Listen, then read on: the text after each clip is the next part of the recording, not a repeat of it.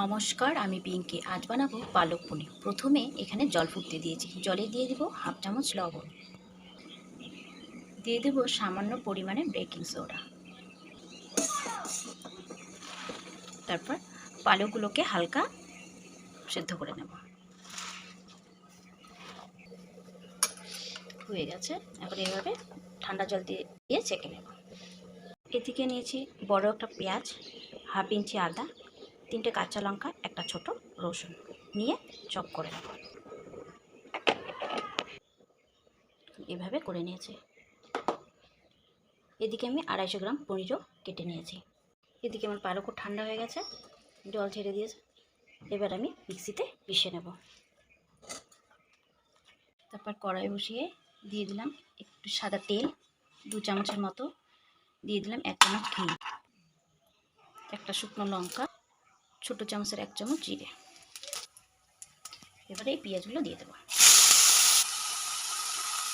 দিয়ে দেবো স্বাদ মতো লবণ। পেঁয়াজগুলো ভাজা ভাজা হয়ে গেছে।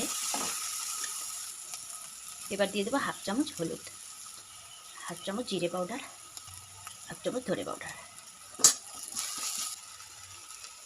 এবার সামান্য জল দিয়ে কষিয়ে নেব।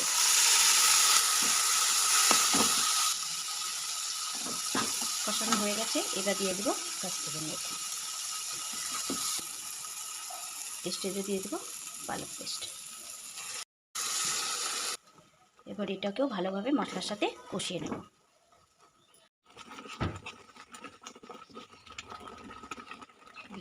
পালকটা ওদের কষানো হয়ে গেছে। এখন দিয়ে দেব পনিরগুলো।